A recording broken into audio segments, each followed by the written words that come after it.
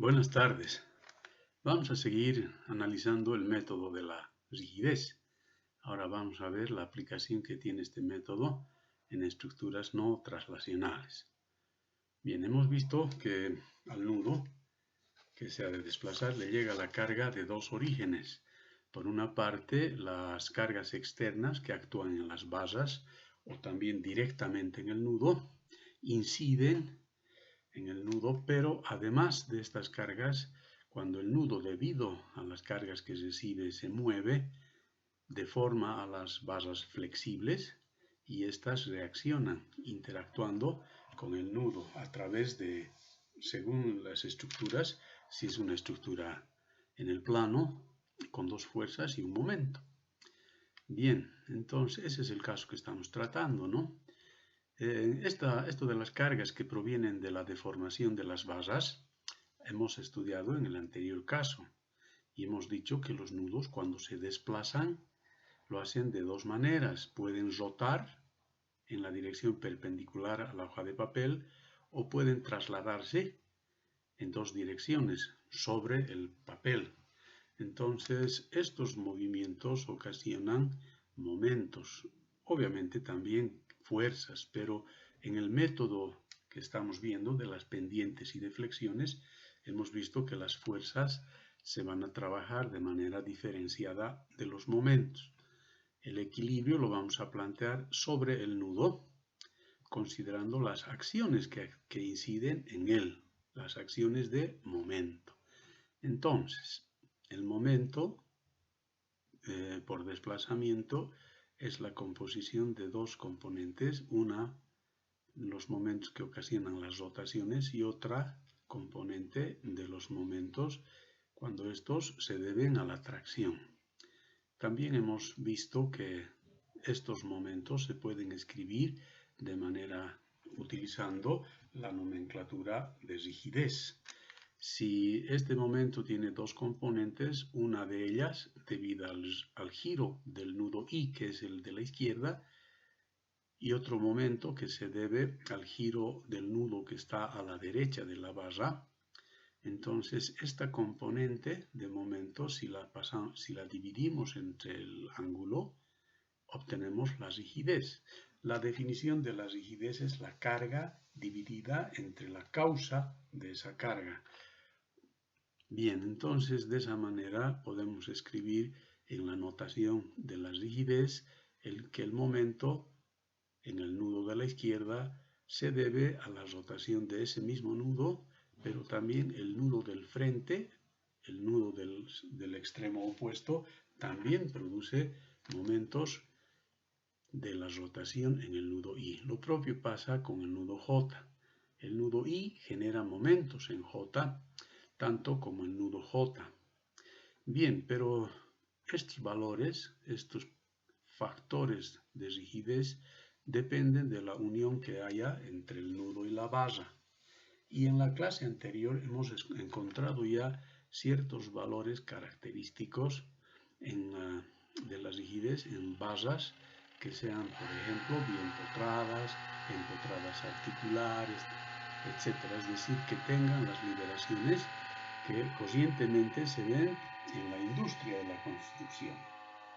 De la misma manera, los otros dos movimientos traslacionales, por la simplificación que hemos hecho del método, que las basas no se deforman en la dirección axial, es decir, son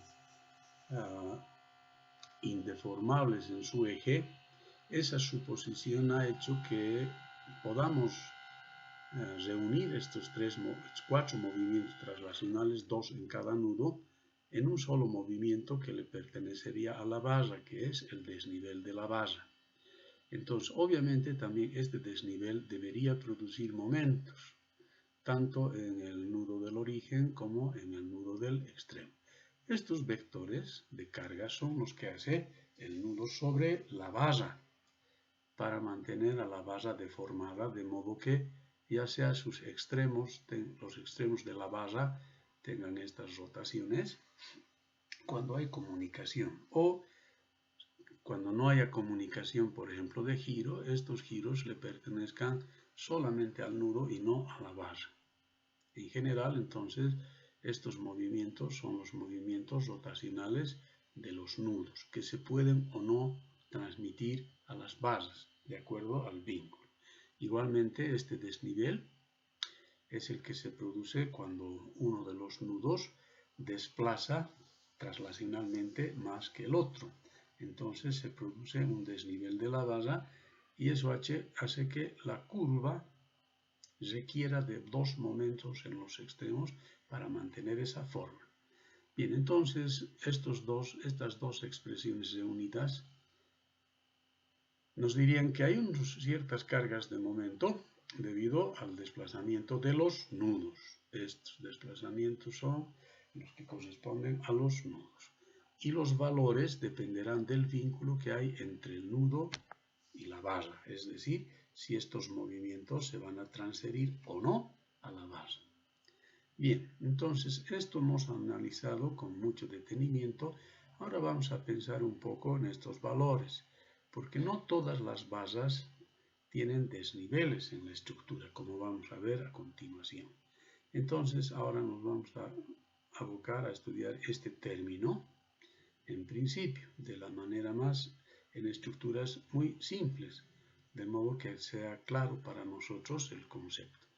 Todos los nudos libres que no tengan apoyo de empotramiento rotan, pero no todas las bases tienen desnivel. Bien, eso es lo que ahora queremos analizar.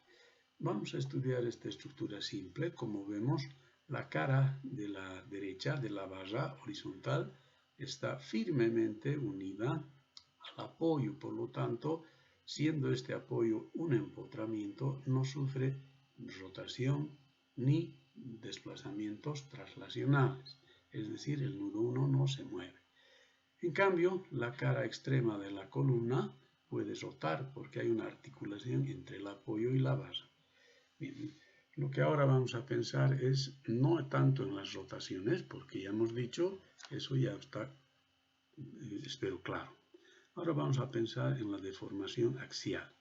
Sea la causa que fuera, estamos suponiendo que esta base se alarga una cantidad A1, es decir, el extremo 2 llega a esta posición porque se ha alargado la cara. De la misma manera, la base horizontal sufre un alargamiento A2. La base A2, A2, la base A1, A1. Bien, pero estos dos puntos están unidos. Por lo tanto, toda vez que la base ha alcanzado su longitud definitiva, entonces, y este punto está fijo, entonces, como no puede desplazarse de ninguna manera, entonces este extremo tiene que describir una circunferencia cuyo radio sea la longitud de la base más el cambio de longitud. Lo propio pasa con esta otra base, de modo que el punto 2, que satisface la condición de estar unido a ambas bases, está aquí. Entonces, cuando el nudo 2 tome esta posición, efectivamente podrá estar unido a la base 1 o a la base 2 a la base 2. Entonces, este es el punto que deberíamos encontrar cuando adoptamos la suposición de que las bases se deforman axialmente. Hay una forma más simple de resolver el problema. Si consideramos que esta longitud es generalmente 1000 veces más pequeña que esta, entonces este pequeño dibujo está prácticamente aquí encima. Por lo tanto, podemos hacer una simplificación de cálculo. No resolver el punto donde se intersectan dos circunferencias, sino dos rectas, que es mucho más fácil de estudiar. Si reemplazamos entonces este arco por su tangente, y lo propio con este otro arco, entonces encontramos que se van a intersectar en otro lugar diferente. Pero esta distancia es sumamente pequeña porque, repito, estas distancias, tanto como estas otras, son infinitas, no, son mucho más pequeñas que las longitudes de la base. Por lo tanto, el error que obtengamos al resolver ecuaciones lineales y no ecuaciones de segundo grado es muy pequeño. Bien, entonces, normalmente en la física En la resistencia de materiales utilizamos esta suposición. Ahora bien, el método dice que aún así, estas longitudes son tan pequeñas que cuando se considere que no existen, que el cambio de longitud valga cero, todavía la solución se ajusta aproximadamente a la realidad. Entonces podemos asumir que esta tangente se desarrolla en este punto y esta otra también. Entonces tendríamos este gráfico donde las tangentes se están dibujando en el mismo lugar, por lo tanto se intersectarán en el mismo punto 2, de modo que este nudo no puede desplazarse. De modo que, si el punto no se mueve, sea que el nudo lo tomemos en la barra de la derecha o en la columna, este nudo no se puede mover, porque la longitud de esta barra, que es un dato y que no cambia, y de esta otra también, nos da dos coordenadas, que serían estas dos rectas. Y entonces dos coordenadas son necesarias para definir la posición de un punto en el plano. Entonces diríamos que este punto en esta estructura no tiene ninguna traslación. La cantidad de traslaciones que tienen los nudos en las estructuras se le llama grado de desplazabilidad. Entonces esta estructura, repito, este punto puede ser considerado sobre la barra o sobre el apoyo. Si es el nudo, aquí puede rotar, pero ahora no me preocupan las rotaciones, me ocupan las traslaciones. Y como este nudo está fijo, unido perfectamente con el suelo mediante dos fuerzas, entonces esas fuerzas hacen que este nudo no traslade ni horizontal ni verticalmente. Entonces este nudo es fijo. Este nudo ni siquiera rota, también es fijo. Tiene dos fuerzas, vertical y horizontal, o dos fuerzas inclinadas, qué sé yo, que impiden la traslación de este nudo sobre el plano. Por lo tanto, nudo fijo. El único nudo que en principio se supone que puede moverse, y yo necesito establecer las coordenadas del punto a donde ha llegado, en este caso particular, haciendo la suposición de barras indeformables en su eje, entonces haciendo esa suposición, este nudo está fijo. Eso nos muestra una regla que podemos adoptar. Decimos que si mediante una línea 1, suelo con suelo, entonces he formado un anillo. Y un anillo restringe el movimiento de un nudo que inicialmente era considerado libre. Entonces decimos nudo libre en esta estructura 1. Anillo 1. El número de anillos quita libertad a un nudo. Por lo tanto, esta estructura es indesplazable. Grado de desplazabilidad 0. Bien, entonces ese es el problema que ahora queremos estudiar. Todavía no vamos a considerar los desplazamientos de los nudos. Vamos a estudiar estructuras de esta naturaleza que no tienen traslación. El grado de desplazabilidad de esta estructura es 0. Ese grado se lo calcula disminuyendo de la cantidad de nudos desplazables la cantidad de anillos. En este caso, 1 menos 1, 0. Bien, entonces vamos a aplicar estas ideas. Ya que hemos visto la teoría que nos permite resolver problemas de este tipo, entonces vamos a aplicar la solución. Entonces, lo primero que debemos hacer para resolver un problema es la configuración de los vínculos, es decir, establecer cómo van a desplazarse los nudos.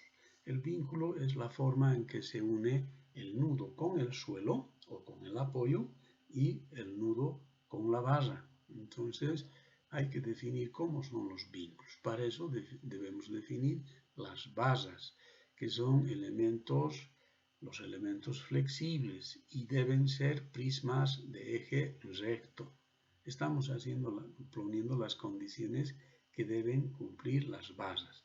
Tiene que ser de eje recto, no puede ser una barra quebrada.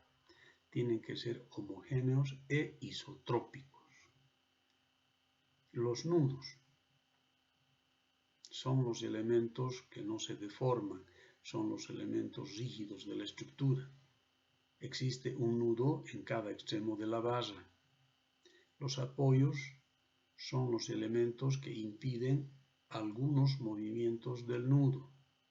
Y los vínculos es la forma, el vínculo es la forma que se une nudo con apoyo o nudo con base. Bien, entonces, el problema que queremos resolver es este. Entonces, lo primero que debemos definir es dónde vamos a ubicar los nudos. Hemos dicho que una base no puede ser quebrada. Por lo tanto, aquí un nudo tiene que haber en el punto 2, por el hecho de que hay un cambio de dirección y por el hecho adicional que existe una liberación de movimientos entre las caras de la viga y de la columna. Aquí tiene que haber un nudo porque algunos de los movimientos del mismo están impedidos, porque este apoyo impide ciertos movimientos. ¿Qué movimientos? Eso dependerá de la forma que configuremos los vínculos. Finalmente, aquí por la misma razón debe existir nudo. Entonces, esta es una forma de configurar la estructura, los vínculos de la estructura. Vamos a notar ciertas diferencias entre la alternativa A y la alternativa B. Por ejemplo, en la alternativa A, el nudo está liberado del apoyo, tiene esta liberación, la argolla. Esto nos muestra que este nudo puede girar, porque hay una articulación que impide que el movimiento del suelo le llegue al nudo. Perdón, aquí hay un errorcito de typeo. Este no es el momento 1, tiene que ser necesariamente el momento 2.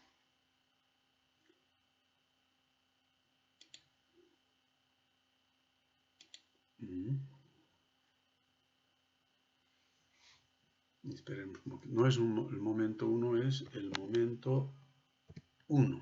¿Por qué? Porque este apoyo está en el punto 1. El nudo se llama 1 y las reacciones también son 1. Aquí lo propio, esto vamos a anular y vamos a decir que aquí este momento se llama el momento 1. Entonces, estábamos analizando esta estructura. Este momento, el momento que podría impedir la rotación de la estructura, en este caso del nudo, es 0 porque estamos prohibiendo el intercambio de momentos entre la estructura que está representada por el nudo y el apoyo. Entonces, lo que sí sabemos de hecho es que el momento de empotramiento es 0. Obviamente, es una articulación, por lo tanto, el suelo no puede cargar con momento al nudo. Bien, esta es una alternativa. La otra alternativa sería que, en lugar de suponer que el nudo es el extremo de la barra, como dice la manito, en lugar de suponer ese hecho, supongamos que el nudo es la zapata. Es decir, la zapata está unida firmemente con el apoyo. Entonces, el nudo está comunicado al 100% con el apoyo. Por lo tanto, el apoyo, el suelo, podría cargar con momentos sobre el nudo, de modo que impediría al 100% su rotación. En este caso, entonces, tenemos que el desplazamiento rotacional del nudo 1, 0. En cambio aquí, el desplazamiento rotacional es 0. Se entiende que al estar unido a la base del nudo, la rotación θ1 de este nudo será igual a la rotación de la base.